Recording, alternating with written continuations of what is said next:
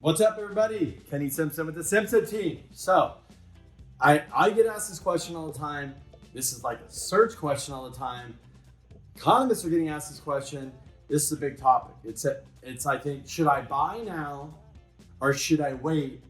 Because I think the market's going to crash, the market's going to correct, the market's going to flatten out. We're going to get more inventory, rates are going to go up, and it's going to be cheaper to buy a home in the future.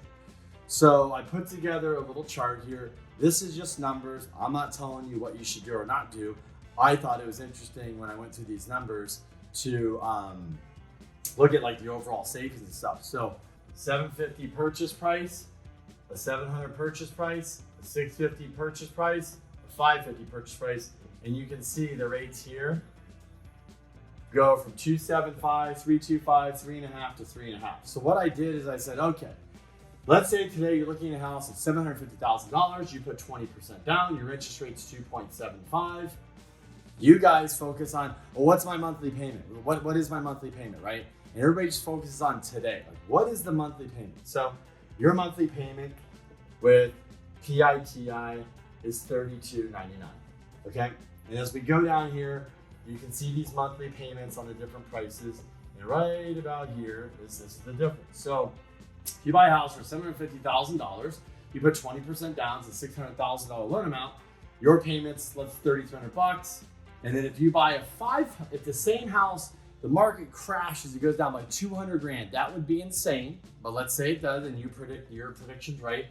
550 loan amount, $440,000 loan amount. So you obviously less money down. The house is cheaper. The interest rate's 3.5%. By then, maybe the rates would be higher. I don't think they'd definitely be lower, but I'm using 3.5%.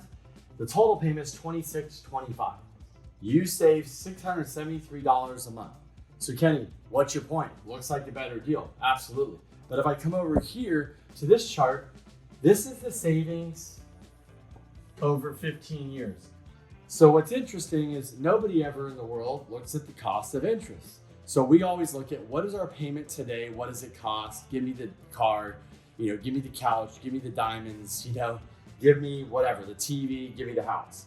But if you're an economist, if you're somebody looking at the life alone, is they look at what does this house cost you over 15 years? What does this house cost you over 30 years? And when I put this chart together, I said, this is very interesting. So if we take the $750,000 home and the $550,000 home, and we compare the savings basically over 180 months, and look at what you have here. What's interesting is the interest that you pay. Look at the interest that you pay over 30 years. So $750,000 mortgage, $600,000 loan amount, 2.75. You pay an interest about $282,000. 550 purchase price, 440 loan amount, 3.5% interest. You would pay $271,000 of interest, which is insane. That is only about a $9,000 difference. $9K difference in 30 years. So if you looked at this just from your quickly looked at it, I would have never thought the interest from here to there with the $200,000 purchase price is only $9,000 difference. This is why you hear people, when you hear it's cheaper to buy today than it is later. You might not agree, but a lot of people are looking the life of the loan, the interest of a loan. And keep in mind, this is at a 3.5% interest rate. This is at a 550. So you're telling me the $750,000 house has to drop, I think 30% the market would drop here in San Diego.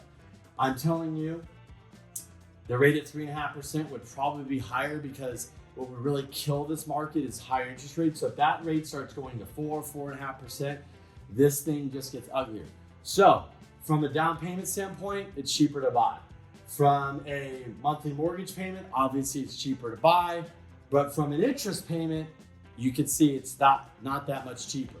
So my point of all this is sometimes you need to not just look at the short term, you need to look at the long term. Whether you're buying a car, you're using credit cards, you're charging stuff and you're saying, oh, I'm going to swipe the card and pay for this Walt Disney trip. I'm going to swipe the card and pay for this vacation.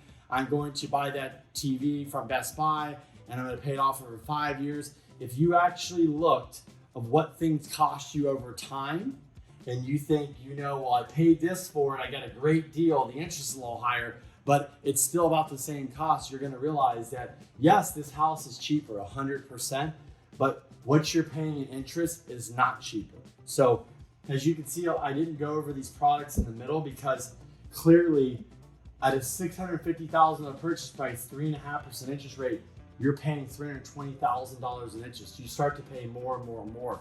So it's pretty crazy. So thought I'd share this information. If you have any more, questions or information, or like to have me look at a scenario for you, what would look at short-term or long-term, and trust me, I'm in the business. I thought it'd probably be better to wait to let housing correct, if it corrects, or mellow out and buy something. Because yes, it seems cheaper from the down payment, but for the life of the loan, it's actually gonna cost you more in interest. Maybe that doesn't interest you, maybe you don't care, but some people actually that call me want to say, I'm gonna buy a house, I'm probably never gonna refi, they're very conservative. What is the cost over life alone? And people have actually looked at this and said, I guess it is cheaper to buy now. Keep in mind, this is a 2.75. If your interest is lower, you're gonna save even more money. This is 3.5. If your interest is higher, you're gonna pay more. I don't think the interest would go lower than that if we see this type of correction. If we see this type of correction, I would be really, really shocked, but I'm never shocked these days anymore. So if I can help you guys out, hit me up, Kenny Simpson with the Simpson team. Thanks so much for watching the video.